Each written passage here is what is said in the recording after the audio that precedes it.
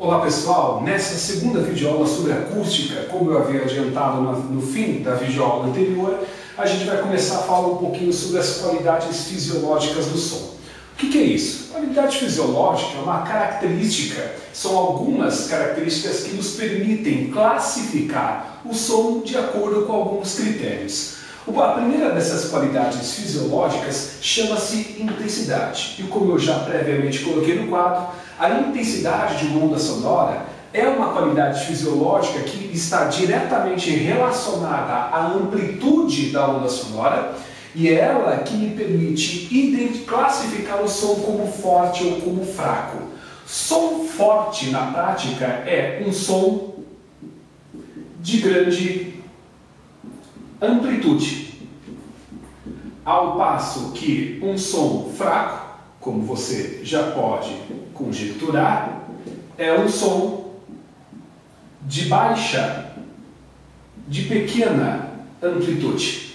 Se eu pudesse visualizar um som ou uma onda de grande amplitude, uma onda de baixa amplitude, eu teria mais ou menos o seguinte: esta onda aqui teria uma amplitude grande se comparada com essa onda aqui, ó. Perceba que a amplitude desta onda aqui de cima é muito maior do que a amplitude desta onda aqui de baixo.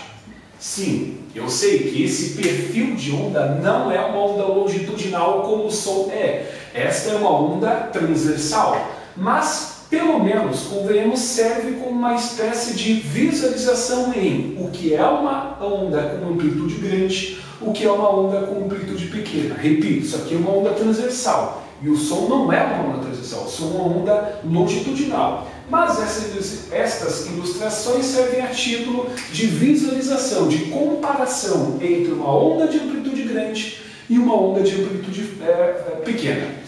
Na teoria, som forte é um som de grande amplitude. Na teoria, som fraco é um som de baixa, de pequena amplitude. Na prática, o que é um som forte? É algo tipo ah! Isso é um som forte, ao passo que um som fraco seria algo tipo oh! Isso é um som de baixa amplitude. Nós temos aqui também o interesse de analisar matematicamente esta qualidade fisiológica.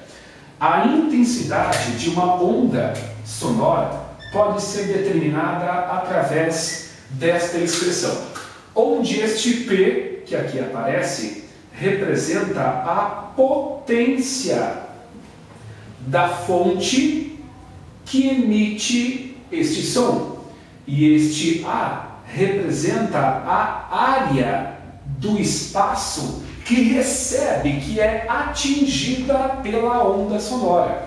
Como nós vimos anteriormente, o som é uma onda tridimensional, se espalha para todos os lugares, também chamada de uma onda esférica, pois se espalha para todos os lugares. Como é que eu faria para determinar a área atingida pela energia da onda sonora? Como é uma onda esférica, pois se propaga em todas as direções, nós calculamos a área de abrangência dessa onda sonora pela área da própria esfera, 4π vezes o r ao quadrado. Se pode entender esse r como sendo o raio desta esfera, que supostamente é atingida pela energia da onda, mais precisamente, mas de forma um pouco mais concreta, esse r representa a distância da fonte que emite o som ao ponto onde se pretende fazer a medição da intensidade desta onda sonora.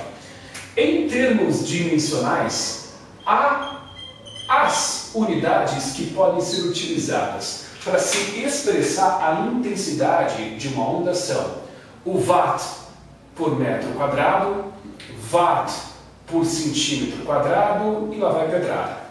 Dessas duas unidades, o watt por metro quadrado naturalmente representa a unidade oficial. E se você assistiu a minha videoaula anterior, eu falei que nas próximas videoaulas, a gente está falando sobre estas próximas videoaulas, eu ia falar um pouquinho sobre algo que eu já mencionei, os limites da audição humana. Nós, seres humanos, como eu já mencionei na videoaula anterior, ouvimos sons com uma frequência que se estende de 20 até 20 mil Hz. 20 Hz até 20 mil. Só que não é suficiente que o som, para ser audível, esteja dentro dessa faixa de frequência. É necessário que ele tenha uma intensidade mínima. Esta intensidade mínima que o som tem que ter para que nós, seres humanos, consigamos ouvir esta onda sonora é o que a gente chama de menor intensidade audível.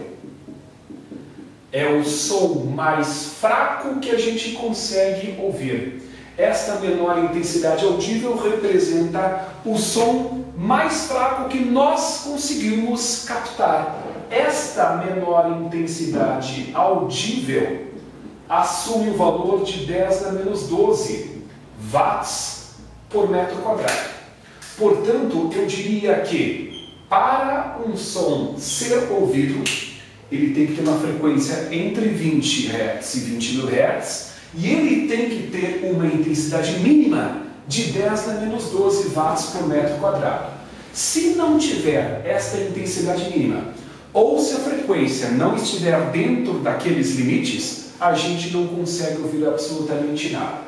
Estes dois pré-requisitos devem ser cumpridos para que a gente consiga ouvir o som. Ter essa intensidade mínima e ter uma frequência que se situe dentro daquela faixa que eu havia mencionado a vocês. Só para deixar as coisas bem claras. Fisicamente falando, não está certo você dizer assim, lá eu fui num show de rock ontem e o som estava muito alto. Para física, aquele som é forte. Você está falando muito baixo, dá para falar um pouco mais alto? Som baixo para física é som fraco. Então eu costumo dizer que nós, físicos, não falamos alto, nós falamos forte. Nós, físicos, não falamos baixo, nós falamos de maneira um pouco mais fraca. É claro que isso aí é obviamente uma brincadeira, ninguém em sã consciência das suas faculdades mentais sai por aí falando, aquele som ali está muito baixo, fortifique aquele som para nós. Ninguém sai por aí falando isso, mas fisicamente falando, esta é a denominação correta. Um som de grande volume é um som forte, um som de baixo volume é um som fraco.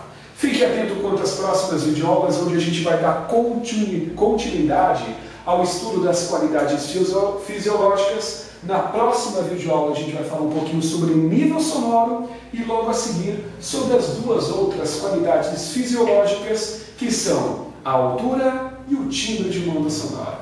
Por hora só, obrigado pela atenção.